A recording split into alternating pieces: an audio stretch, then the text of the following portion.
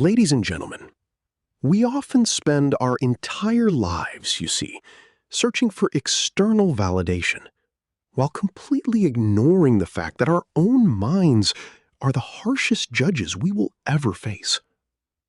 This internal dialogue, this invisible judge, operates in the quietest corners of our subconscious, weighing our potential against our deepest insecurities. We treat its verdict as an objective truth, yet we rarely stop to ask, who actually appointed this judge in the first place? Think about your own journey for a moment. Really reflect on the opportunities you've declined and the passions you've suppressed. Now ask yourself this: how many versions of yourself have you killed because you were afraid of a voice that doesn't even exist? It is a staggering realization, right? To acknowledge that the person we could have become was often sacrificed at the altar of a phantom opinion, a mental construct built from old fears and borrowed doubts. Most of us believe that silencing this critic requires years of intense therapy, or maybe a complete personality overhaul. We think we have to win an argument with our own brain. But the truth? Well, the truth is much more profound, and fortunately, much simpler. There is a specific mechanism, a neurological circuit breaker, if you will, that allows you to step outside the courtroom of your mind. Today, we are going to look at a tool that doesn't just attempt to reason with that voice, but biologically overrides it, shifting your brain from a state of paralysis into a state of pure, decisive action. By the time we are finished, you will understand exactly how to reclaim the versions of yourself you thought were lost forever. Ladies and gentlemen, we often mistake that lingering hesitation for wisdom. We tell ourselves we are being careful, that we are weighing the options. But in the quiet of our own minds, we really know the truth. It is not caution. It is the beginning of a paralysis of the soul. When you have a brilliant idea, a spark of creative fire, or a sudden urge to speak your truth, and you choose to wait, you aren't just pausing. You are actively participating in the agitation of your own spirit. Why does this internal monologue feel so profoundly real? It's because the inner critic doesn't speak to us as a stranger, right? It speaks in the first person. It uses our own memories, our own past failures, and our own deepest insecurities to build its case. Every time you feel that impulse to act and then pull back, you are reinforcing a neural pathway. You are teaching your brain that your instincts cannot be trusted. You are effectively hardwiring self-doubt into your own biology, turning a momentary fear into a permanent, destructive habit. Think of the tragedy of the life unlived. We all carry within us a version of ourselves that exists just on the other side of that 5-second delay. It's the version of you that took the chance, that started the business, that walked away from the toxic situation, or that finally said yes to a long-held dream. Every time you hesitate, the gap between who you are and who you could be widens.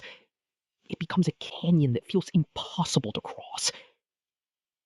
This is how we lose ourselves, not in one giant catastrophe, but in 1,000 tiny moments of waiting for a permission slip that is never coming. But here is the question we must ask ourselves, ladies and gentlemen. Is this constant second-guessing actually a form of protection? Is your mind truly trying to keep you safe from the unknown? Or have you fallen victim to a sophisticated biological trap designed to keep you small? Because as it turns out, the very mechanism that once kept our ancestors safe from predators is now being hijacked by our modern anxieties. And the way out, It is far more mechanical than you might think. Ladies and gentlemen, to understand this trap, we must first unmask the entity behind the voice.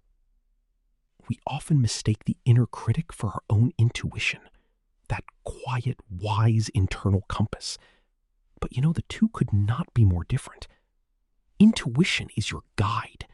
It is expansive, forward-looking, and rooted in growth.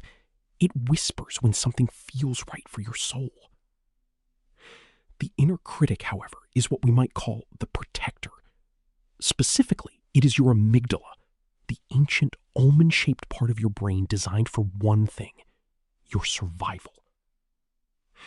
The amygdala does not care about your happiness, your career goals, or your self-actualization.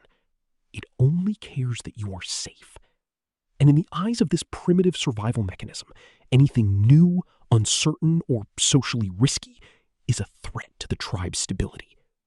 When you consider a bold move, like sharing a creative project or speaking your truth, your amygdala perceives it as a walk into the mouth of a predator. This is where the deception begins. Ladies and gentlemen, the epiphany we must embrace is that your inner critic is not a reflection of your character. It is a biological malfunction of a system that is simply trying to keep you within the familiar walls of your comfort zone. Research shows us that there is a very specific window of opportunity for this protector to strike. It's roughly 5 seconds. When you have an impulse to act on a goal, you have about 5 seconds before your brain begins to flood your system with excuses, rationalizations, and fear. If you hesitate for longer than that brief moment, your brain signals danger and moves to shut the operation down. You see, many of you have spent years believing you have a confidence problem. You believe you are fundamentally lacking the courage that others possess. But the psychological reality is much simpler. You don't have a confidence problem. You have a hesitation habit. You have allowed the amygdala to win the 5-second race so often that your brain has automated the process of stopping you. But what if I told you that this protector is actually quite easy to bypass? What if the secret to silencing that voice isn't about building more confidence, but about understanding a specific mechanical flaw in how our brains process decision-making? Because while the amygdala is fast, it is also incredibly predictable. And once you learn how to interrupt its broadcast, the walls of that comfort zone, they begin to crumble. However, understanding the biology is only half the battle. To truly break the cycle, we have to look at the specific phrases the inner critic uses to paralyze us, and the one radical shift in perspective that turns fear into fuel. Ladies and gentlemen, we often believe that our thoughts are our masters, but in reality, they are often just echoes of a primitive survival mechanism. When that inner critic begins its descent, whispering that we aren't enough or that the risk is too great, it isn't just a thought, right? It's a neurological takeover. To combat this, we must employ what I call the prefrontal override protocol. Imagine your mind as a grand architecture of competing forces. On one side, you have the ancient, reactive centers of the brain, the amygdala, which thrives on fear, hesitation, and the preservation of the status quo. On the other, you have the prefrontal cortex, the seat of the visionary, the strategist, and the conscious self.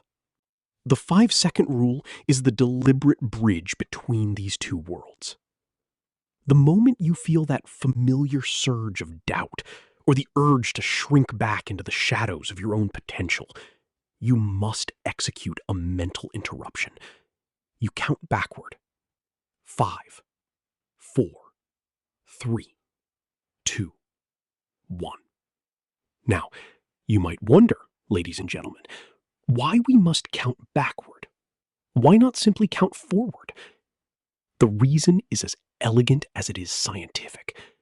You see, counting forward, 1, 2, 3, 4, 5, is a rhythmic habit. It is an automated sequence we've known since childhood, requiring almost zero cognitive engagement. But counting backward is a manual gear shift for the mind. It is a non-habitual task that forces the brain to wake up and engage the prefrontal cortex to process the sequence. By the time you reach 1, you have effectively redirected the energy away from the emotional hijacking of the inner critic and back into the logical, action-oriented part of your being. But the protocol is only finished when the mind meets the body. At the moment you hit 1, you must move physically. You must stand up, speak, or begin the task at hand. By moving, you are outrunning the doubt before it has the chance to take root. You are signaling to your nervous system that you are no longer a passenger to your fears, but the driver of your intent. However, as powerful as this physical shift is, it leads us to a much deeper question. If we can silence the critic in 5 seconds, why does it return with such vengeance the very next day? The answer lies in a phenomenon known as cognitive anchoring, and understanding it is the key to making this silence permanent. Ladies and gentlemen, we must understand that the 5-second rule is not merely a tactic to finish a chore or wake up early. It is a profound act of reclamation. When you count down 5, 4, 3, 2, 1, and move, you are doing something far more significant than simply overcoming procrastination. You see, you are rebuilding the bridge of trust between your conscious intentions and your physical actions. You are signaling to your subconscious that the old anchors of doubt, they simply do not hold power over you anymore. In these brief moments, you are transitioning from being a victim of your impulses to becoming the true architect of your destiny. For too long, many of us have treated our inner critic as a judge whose verdict is final. We listen to those whispers of not yet or not good enough as if they were objective truths written in stone. We treat them as law. But by consistently utilizing this countdown, you are demonstrating to your psyche that you no longer require the critic's permission to exist, to act, or to flourish. You are moving back into the architect's seat, the place where life is designed not out of fear, but out of purposeful intent. The reality of the human condition is that the critic may never truly disappear. It is a vestigial part of our biology, trying to keep us safe by keeping us small, right? However, its power is not inherent. It is a power we grant through our compliance.